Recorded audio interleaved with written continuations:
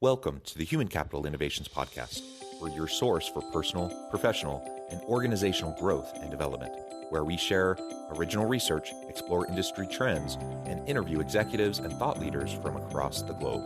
We hope you join us often for practitioner-oriented content around all things related to leadership, HR, talent management, organizational development, and change management. Maximize your personal and organizational potential with Human Capital Innovations Podcast. Do you enjoy the Human Capital Innovations Podcast? Please subscribe, leave a review, comment, share, and consider supporting the podcast on Patreon, even at the producer and sponsorship levels.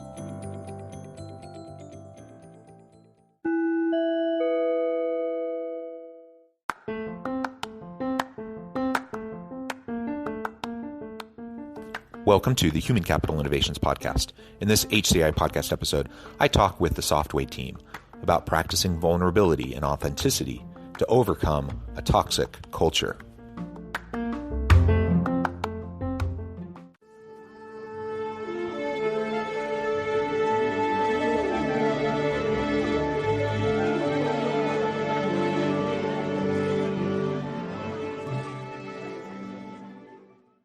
Hello, Softway team. Welcome to the Human Capital Innovations Podcast. Hi, how's it going? Hello. For those joining us only on audio, you won't be able to see that we have a full screen today. I don't think I've ever had so many people on an interview all at once for the podcast. There's 5 of us. We're going to be having a fantastic conversation, and I'll give everyone an opportunity to introduce themselves here in just a moment. Today, we're going to be focusing on practicing vulnerability and authenticity to overcome a toxic culture. And there's various components to that. We'll dive into that and try to dissect it and really pull it apart so we can better understand it. And all of you come from a place of personal experience with toxicity, which I think is a really fun part of the conversation that we're going to have. You've had the experience, you've learned how to overcome it, and now you're sharing with organizations how they can do the same. And I think that's fantastic, because the reality is most organizations deal with some level of toxic leadership, toxic culture, and I guess it's just part of the human condition. When you get people together, people are complex, messy, they have their own baggage, and you start to get people together and inevitably problems emerge unless we're super strategic and thoughtful proactively about how to make sure we establish the type of culture that we actually want to have. So that'll be the conversation that we have today. As we get started, I'll just share a brief opening blurb with everyone to lay out the context, and then we can just go around the horn and give everyone a chance to share just a little bit about themselves personally. Softway is a business to enterprise solution company that offers experiences, services, and technology products to help build resilient, inclusive, and high-performing companies. In 2015, when a toxic culture almost bankrupted the company, Softway's leadership team, including authors Mohammed Anwar, CEO, Chris Petre, VP, Frank Dana, and Jeff Ma, both directors, vowed to bring humanity back to the workplace through trial and error and determination. They rebuilt their organization around the greatest asset, people. And today, through the Seneca Leaders Program and other employee-focused offerings, Softway is helping thousands of leaders spanning over 46 countries to transform their businesses to put love to work. I love all of that. What a fantastic journey that you've been on. And let's just start with Frank, then Jeff, then Mohammed, then Chris, because that's how you are on my screen. Just give us a little bit of a personal introduction and background to yourselves. Hey, everybody. My name is Frank Dana. I have been a part of Softway for quite a while now, going on 7 years, and really, really excited that I got a chance to write the book Love is a Business Strategy with these other gentlemen.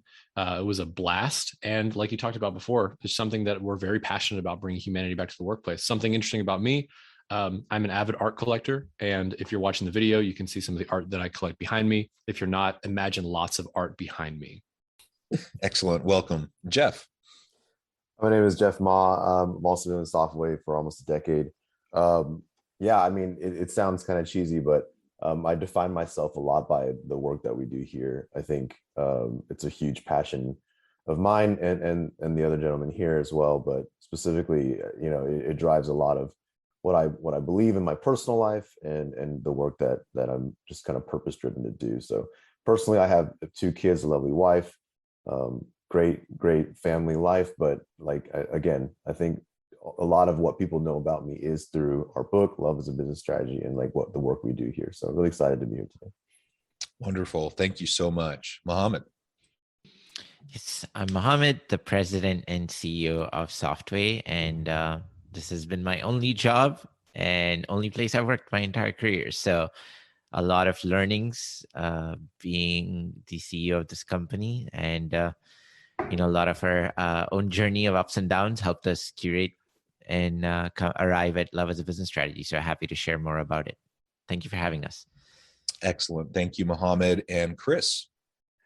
Hi, I'm Chris Petrie, Vice President. I've been with the organization for 7 years, since 2015.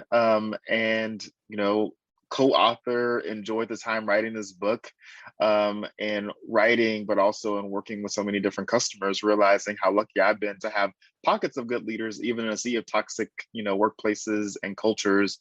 And so just really excited to share what my experience has been, what I've gleaned from the other 3 gentlemen, as well as learning more from you, Jonathan, during this conversation. So just excited to be here. Yeah, wonderful. Thank you all again for joining me. And I can't remember if I said it at the beginning of the episode, but you're all joining me from Houston. I'm south of Salt Lake City in Utah, and both hot tech corridors. And so lots of cool stuff is happening in both of our locations. You're doing some great work. So I'm excited to unpack this and talk more about Softway and Seneca and all the cool things that you are doing. All right, so let's lay the groundwork now for 2015. Tell us about the toxic culture that nearly bankrupted you. And again, as many of you said in your own little personal introductions, toxicity is very common. It manifests in most organizations in some way or another. And fortunately, I think most of us can say, yes, we've had experiences with toxic bosses or coworkers or a toxic culture. Most of us can also say we've had the opposite, where we've had some really great examples that we can look to. The challenge is when you're in the midst of it, when you're in the throes of business and day-to-day, the grind, and there's toxicity happening all around you, the challenge is, how do you focus in on the good and recognize the bad, and then start to reshape things. So why don't you lay the groundwork for what was happening in 2015, and then we can go from there. I'll go ahead and take a jab at it. But I think the perspective that I'd like to bring to the podcast today is that I had the realization that I was the one causing the toxic culture inside of the company. As a CEO of our company, it was my selfish behaviors, my selfish attitude, and my desire to be greedy that made me behave in ways with our team that was a catalyst to creating a toxic environment. And so in 2015, when we had to go through our darkest day and lay off over 100 employees from our 300 employee organization, that's when it dawned on me that we were in this situation not because of market conditions, not because of our customers, not because of our employees, but because of my leadership and my behaviors. And I was responsible for the situation because I had created a toxic workplace environment and I had set the tone for it. And so other leaders in the organization behaved like how I behaved, and, stimulated that culture throughout the organization. And we were just fortunate. Personally, I was fortunate to recognize in an introspective moment that this was my fault and that I needed to change my behaviors. I needed to find a way to love my team, create a culture of love where I do things out of care for others, and I can align profits with the people, because people at the end of the day are the ones that are the biggest asset of the company, and we wouldn't be a company without them. So I had to go through all of these realizations, but then also go on a journey of trying to transform my behaviors. And along that journey, I had Frank, Chris, Jeff, who were beside me, who were willing to be the voice that I needed to hear, willing to be courageous to tell me what I had to hear, which was about how I was treating others and how I was being perceived by others and how I was coming across, because I just lacked self-awareness. And so as a result of that, we were able to go on this journey, not only help save our company, but then we began to thrive, so much so that a technology firm was asked by our largest customer here in Texas, a Fortune 2 company, to help change their culture and help change their leadership behaviors because of what they had seen us go through our transformation. And that's how we began doing Seneca Leaders for our customer. And we found a new purpose and new calling by traveling the world, going to 10 different countries, training people from 46 different nationalities, coming together and transforming their thoughts about what it means to be a leader. And that's when we found our new purpose and new calling, which was to bring back humanity to the workplace. And as a result of that, we wrote the book called Love as a Business Strategy. And since then, have spun off a company called Culture Plus, where we offer culture as a service in addition to all of Softway's main service lines. So that's kind of the genesis of the whole experience from 2015. Yeah. And thank you for being vulnerable and being able to talk so openly about that. Frankly, that's not something most executives would ever admit to. Yeah, that's true. It's about passing the blame and passing the buck so that you still look good and you can move on. Even if the company goes bankrupt, you can move on to your next opportunity, right? And so being able to have that self-reflective, introspective moment where you recognize the buck stops with you. You're creating an environment where toxicity is pervasive. Now, clearly, it's not all your fault, but it starts with you and ends with you. And to be able to recognize that is really important, to take ownership over that. So I applaud you for that. And Frank, it looks like you wanted to make a comment. Yeah, I just wanted to say that, as we're talking about vulnerability and the need for it in the workplace, Muhammad was vulnerable enough to invite us in to his sort of inner circle of progress as he was going through this. Once he recognized that he had to start changing his behavior, he asked us to hold him accountable when he makes mistakes, not if he makes mistakes, but when he makes mistakes, and when each of us make mistakes, to kind of move forward down the path. And one of the most powerful moments for me was Muhammad, Chris, and I were in San Francisco. We had just visited Facebook's campus, Uber's campus, and Twitter's campus all in the same day, kind of whirlwind adventure. And this is after our layoffs that we talk about in the book. This is after kind of the darkest day as a company. And Muhammad is actively trying to figure out ways of moving forward. And in a moment of vulnerability, he broke down in the car as we were driving around, because he saw these other places and the excitement and the fun and this sort of energy, this kinetic energy that was just flowing in these environments. And he wanted so badly to be that leader that could create that place for people to feel like they belonged.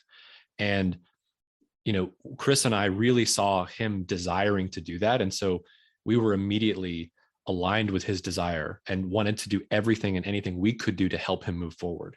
And if it wasn't for that request from him, the vulnerability that he offered to us in that moment, I don't know if I would have jumped in as wholeheartedly to help him in his endeavor to become a more loving and kind and generous boss to everyone.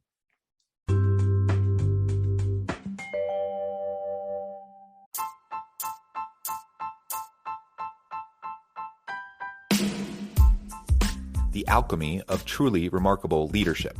Ordinary, everyday actions that produce extraordinary results. Consider how the nature of work has shifted over the past 50 years. With increased globalization, rapid technological advancement, and the shift in economic composition, the average job of today looks very different than the average job of 50 years ago. What will the jobs and organizations of tomorrow look like? Moreover, what does this all mean for organizational leaders? What are the core competencies and capabilities of organizations and their leadership that are prepared for continued disruption and geopolitical and socioeconomic shifts? Regardless of what the future holds, increasingly, leaders need to be socially minded, data-driven, decisive, champions of talent, and disruptors of the traditional notions of leadership, teams, organizations, and work. The alchemy of truly remarkable leadership will help you to explore your own leadership competencies and capabilities and consider ways to apply and implement them into your workplace and personal life.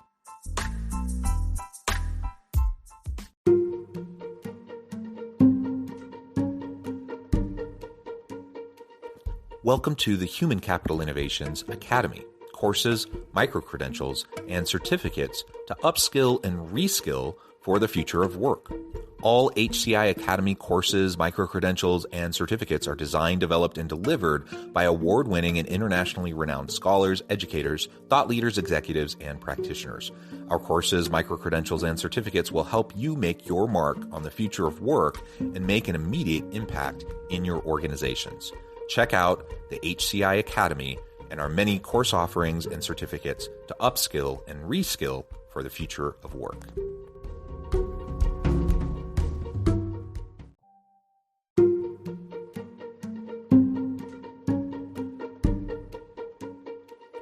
Welcome to the Human Capital Innovations Academy. Courses, micro-credentials, and certificates to upskill and reskill for the future of work.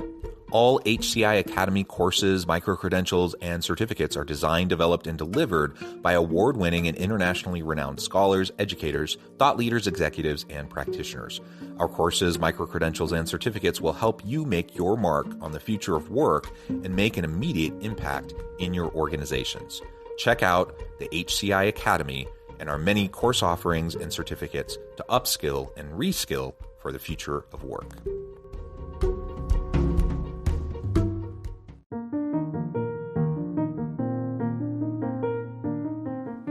Check out our new weekly LinkedIn newsletter, Alchemizing Human Capital, exploring industry trends via original research and interviews with executives and thought leaders from across the globe.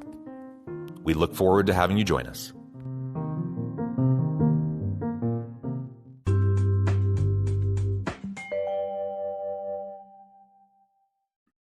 Yeah, his vulnerability unlocked your trust and willingness, right, to step into the darkness a little bit yourself, right? Because that's a scary thing. You know, even if a senior leader comes to you, someone who you report to, they come to you and they say, I want your input, hold me accountable. Some people say that, but how many people actually want that, right? So I think that's wonderful. And I'm curious if you wouldn't mind outlining, and this doesn't have to be just Muhammad, but for any of you, whether it was, some of kind of Muhammad setting the tone or what you saw as it trickled down through other leaders within the organization, what were some of the specific behaviors that were creating this toxic culture and environment? I'll take a stab at it. One of the common things was sort of calling people out in ways that were intentionally trying to humiliate or make an example out of them, in public, private, like no matter how big or small the space was or how many people were in the room or in the meeting. And oftentimes it was trying to be educational, but the wrong way to educate, if that makes sense. And, while yes, Muhammad and even us on this call were part of that, it trickled down into project meetings where we weren't even present. Right? Like, everyone was trying to make sure that they weren't the one that had fingers pointing at them. Right. And so the way to get around that is to point fingers at others and to highlight other people's failures before it came to your plate. Right. So it was always this passing the buck, doing this sort of finger pointing thing where it's not me, don't look at me, I'm not the cause of this. Right. And blame was the first sort of, mode of business when it came to resolving conflict or finding new solutions or pivoting. Right. We have to first figure out who's to blame for this before we actually get into problem solving. And that mindset and that environment was inherited, deep into the organization. Right. So much so that problems became harder to solve because we had to figure out who caused the problem to begin with. And that was just one sort of characteristic or behavior that was commonplace because it's a mindset, it was an attitude, and it was definitely a style of communicating. Yeah, that really can quickly devolve even well-meaning individuals into a negative spiral, right? Right. Negative downward spiral. And if you're spending so much time and energy trying to focus on who's at fault, who's to blame, there's only so much energy we have. There's only so much time in the day. There's only so much opportunity. There's only so much trust in the reservoir of the trust bank, or in the well of the trust well, or whatever metaphor, right? It starts to run dry really quickly. And then all of a sudden, nobody's trusting in each other anymore at all. Everyone's just blaming each other for everything. And ultimately nothing proactive is happening. And so when you talk about how, there must have been some initial setbacks that probably were largely due to external environmental types of issues, largely out of your control. That happens to every organization. But then as you start to respond to those things, then you start on the downward spiral, right? That's kind of what I'm hearing. Yes, for sure. And, the thing in that is we hear that and we might think, oh, Muhammad is a yeller, right? Like Muhammad yells. I don't yell personally, right? And that's not a judgment. It's just reality. And so it's easy to say, well, it's Muhammad yelling that is the problem. Like, no, it's the mindset that the blame finding was the problem. And in my soft voice, I was still doing the same thing. In my calm, in my, very sophisticated or somewhat elaborate language, I was still doing the same thing, right? So showing that it's helping everyone see that toxic behavior isn't just the demonstrative, banging on tables type stuff, but it can be subtle. It can feel nice. It can feel polite. It can feel, so many different ways, but it's still toxic and it's still coming from the same mindset and the same attitude. And for us, that's like the big revelation, right? Like you can be toxic and still be nice. Passive aggressive behavior is some of the most nefarious toxic forms of toxicity that organizations experience, because it's like, with my calm smile, my calm voice, I'm smiling at you, I'm using soft language, so on the face of it seems positive, but people aren't stupid. Like, people know, what's going on behind, and then people know when you are stabbing them behind the back. So you smile to their face and then you stab them in the back when they leave the meeting or whatever. So people aren't dumb. I see that all the time. That's great that you were able to acknowledge that. Jeff, anything you would like to add?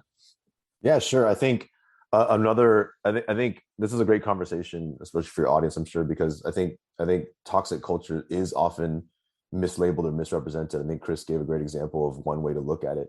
I think I'll add another one, which is that a lot of times kind of the enemy to a good culture is actually comfort. And what comfort does is it conceals the candor that really needs to be there to be a high functioning team, or have strong relationships, to build trust. And so we have this saying where we say almost every single day in our actual work days, which is honesty over harmony. And when you work in any group of people, like just average group of people, everyone's kind of seeking this harmony. Like, someone says something weird, we all feel a certain way about it, but we all kind of brush it aside because we don't want to disrupt the flow or the meeting. We don't want to make anyone feel awkward or uncomfortable. So we'll just let that comment slide, or we'll just bury it deep down. And that's just not how humans who trust or love, I dare say, behave, right? We call each other out, we talk about it, we get it out there, and it's really uncomfortable. It's really hard. And I think a lot of people just say, oh, toxic culture is just the yelling and things like that. But toxic cultures are bred from these moments of where we allow harmony to be more important than honesty. And then one day you wake up and you go to work and you realize that nobody trusts anybody, and there's no honesty in any meeting or any conversation. And you're just working with a bunch of people who are kind of scared of each other or unable to be psychologically safe in their environment. And that's toxic. That's stressful. That's, without saying a single word, without being yelled at all, you're in a toxic environment. And so I think it's super important for people to understand that, that honesty, which takes work and takes the effort, is kind of what we work towards. So we talk about in the book. It's what we work with people in Seneca. It's trying to find, how do we get to that honesty in a real way and build real human relationships to overcome true toxicity. Yeah, excellent. And Frank, it looked like you wanted to make a comment. No, I was just listening intently. I appreciate the fact that as we talk about honesty over harmony, one of the main realities is, if leaders aren't the ones to set the standard and set the tone, it's going to be very challenging and almost impossible for other people to step in and have that courage. So if leaders are looking to how to break the cycle of toxicity, you have to start with yourself. and recognize that the main reason why there could be a toxic environment is because of you and your behavior and your attitude, and exactly what Muhammad had to experience firsthand. And if you're not able to showcase that type of honesty over harmony, and not able to showcase that level of self-awareness, you can't expect others to do the same. And so the onus does rest on the leader to recognize the oversized impact and influence that individual has, and the value of taking time to think about the culture, which is just a combination of how we behave and care for each other. Is it really impacted as a result of your decisions, your actions, your behaviors? And if you look deep enough, the answer is most likely yes. Yeah. And so it begs the question, then you start to recognize the toxicity. You can take ownership for it, right? And try to rebuild trust amongst the team. How do we really go about doing that? How do we disrupt the toxicity to create a dynamic, psychologically safe workplace where people actually do care for each other, they trust each other, and they're willing to tackle the hard problems together? And that starts with, as I framed out at the beginning of the episode, that starts with vulnerability and authenticity, and ultimately, as you framed it, love for each other. And, we're not talking about romantic love. We're talking about genuine caring. We're talking about just really being authentically interested in those around you, and recognizing them for who they are, what they bring to the table, the challenges they're facing, and how you can better be supportive of everyone on your team. When you start to break down the toxicity, and you start to have that vulnerability and show genuine, authentic love, compassion, empathy towards those around you, man, that can be the real game changer. So maybe you can describe in just a few minutes how things started to turn around for you, and any kind of parting message that you would share with listeners if they're experiencing similar things in their organizations. I think you did a great job of describing exactly what I would have shared. I could probably just add, I would say, love isn't easy. Practicing a culture of love requires a lot of selflessness as a leader, and putting the needs of others before yourself, and being able to, do things for others out of genuine care and no expectations in return. And that's the kind of love that is needed to be demonstrated with each other, so that there is that psychological safety, so that people can have tough conversations, and you can practice tough love, knowing that Frank understands where I'm coming from when I give him this feedback. He knows I love and care for him only for his betterment and his career to get better. That's why I give this feedback. And it's not received in any other way. And we're able to take tough challenges and not shrug it under the rug, but actually have honest conversations about it, and so forth. So I would say just start with yourself. I think the biggest problem in the workplace, like we described earlier, is we like to find blame. And I also don't want to make it just about the leaders. While leaders set the tone and have an outsized influence in the organization, every individual must bring that same mindset, all the way from the top to the last seat, last row. Everyone has to embody those behaviors, and don't wait for anyone else to start this journey. You should be the one to start yourself, and the change starts with you. So that would be my last advice and takeaway for the audience. Wonderful. And would anyone else like to add to that before we wrap up for today? No, that was very well done, though. Good job. Thank you. All right. Wonderful. Thumbs up all the way around. This has been a fascinating conversation. And my only regret is that we don't have more time that we can get into this in more depth. But thank you so much, all of you, for being generous with your time, for being vulnerable with the experiences you've had and the part you've played in those experiences, both, on the toxic side, as well as overcoming it and moving into a better, more healthy space. Before we close for today, I just wanted to give you a chance to share with listeners how they can connect with you, find out more about your work, and then give us a final word on the topic for today. Sure. I'll do the plug. I think the best way to, if you enjoyed this conversation, you said you wish you had more time. If you want kind of more time with us, there's a podcast. We have a podcast, Love as a Business Strategy, that I host, and we are all on, where we continue conversations just like this with other interesting guests and other lived experiences that we like to learn from.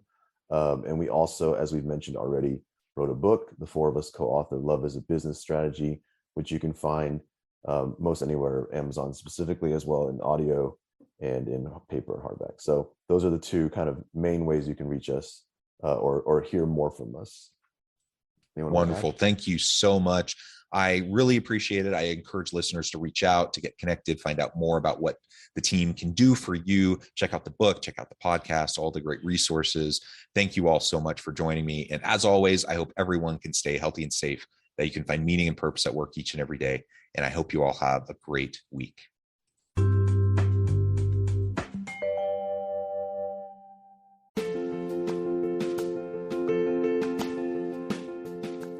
Bluer Than Indigo Leadership, the journey of becoming a truly remarkable leader.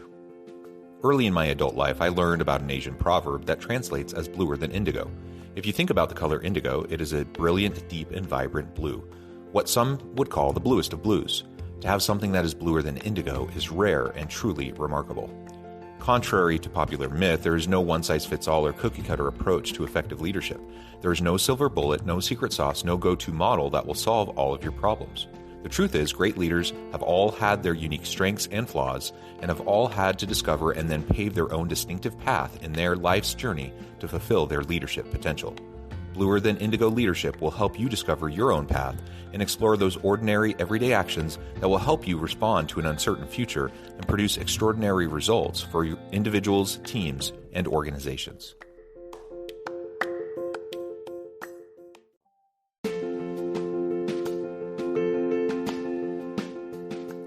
Bluer Than Indigo Leadership, the journey of becoming a truly remarkable leader. Early in my adult life, I learned about an Asian proverb that translates as bluer than indigo. If you think about the color indigo, it is a brilliant, deep, and vibrant blue, what some would call the bluest of blues. To have something that is bluer than indigo is rare and truly remarkable. Contrary to popular myth, there is no one-size-fits-all or cookie-cutter approach to effective leadership. There is no silver bullet, no secret sauce, no go-to model that will solve all of your problems. The truth is, great leaders have all had their unique strengths and flaws, and have all had to discover and then pave their own distinctive path in their life's journey to fulfill their leadership potential. Bluer Than Indigo Leadership will help you discover your own path and explore those ordinary, everyday actions that will help you respond to an uncertain future and produce extraordinary results for your individuals, teams, and organizations.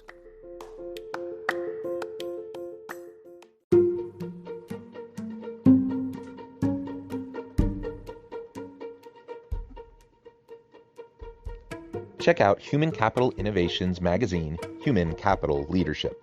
Human Capital Leadership is a free, interactive e-magazine with the mission to help individuals, leaders, and organizations find innovative approaches to maximize their human capital potential. We publish issues quarterly in August, November, February, and May. Take a look at the latest issue and let us know what you think.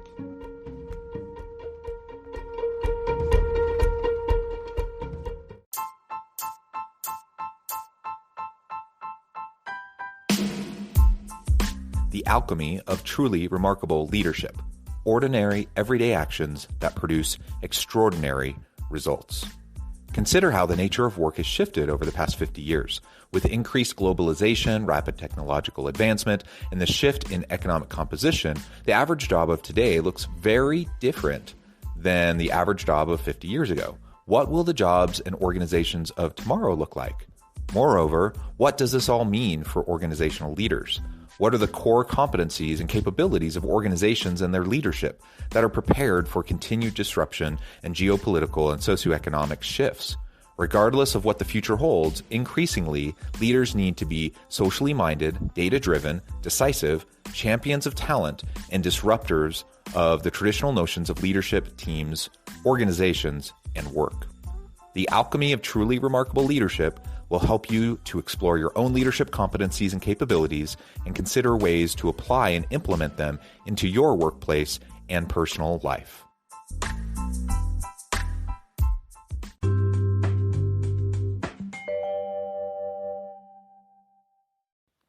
Do you enjoy the Human Capital Innovations podcast? Please subscribe, leave a review, comment, share, and consider supporting the podcast on Patreon, even at the producer and sponsorship levels. Thanks again for joining us for this episode of the Human Capital Innovations Podcast. I hope you stay healthy and safe and that you have a great week.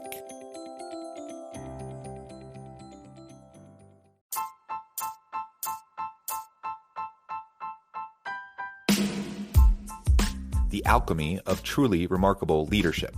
Ordinary, everyday actions that produce extraordinary results. Consider how the nature of work has shifted over the past 50 years. With increased globalization, rapid technological advancement, and the shift in economic composition, the average job of today looks very different than the average job of 50 years ago. What will the jobs and organizations of tomorrow look like? Moreover, what does this all mean for organizational leaders? What are the core competencies and capabilities of organizations and their leadership that are prepared for continued disruption and geopolitical and socioeconomic shifts? Regardless of what the future holds, increasingly, leaders need to be socially minded, data-driven, decisive, champions of talent, and disruptors of the traditional notions of leadership, teams, organizations, and work. The alchemy of truly remarkable leadership will help you to explore your own leadership competencies and capabilities and consider ways to apply and implement them into your workplace and personal life.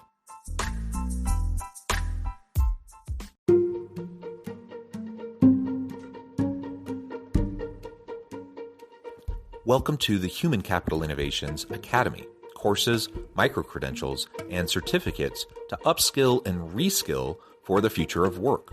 All HCI Academy courses, micro-credentials, and certificates are designed, developed, and delivered by award-winning and internationally renowned scholars, educators, thought leaders, executives, and practitioners. Our courses, micro-credentials, and certificates will help you make your mark on the future of work and make an immediate impact in your organizations. Check out the HCI Academy and our many course offerings and certificates to upskill and reskill for the future of work.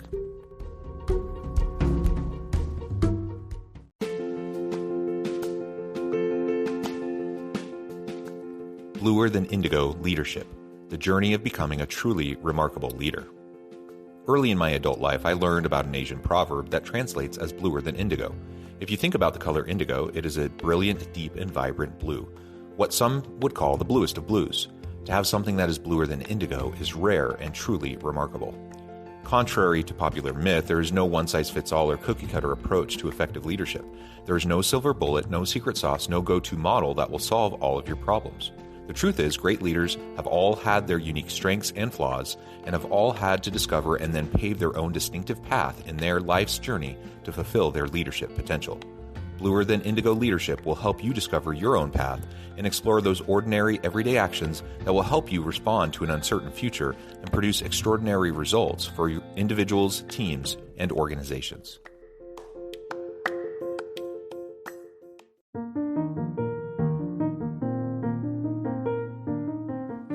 Check out our new weekly LinkedIn newsletter, Alchemizing Human Capital, exploring industry trends via original research and interviews with executives and thought leaders from across the globe. We look forward to having you join us.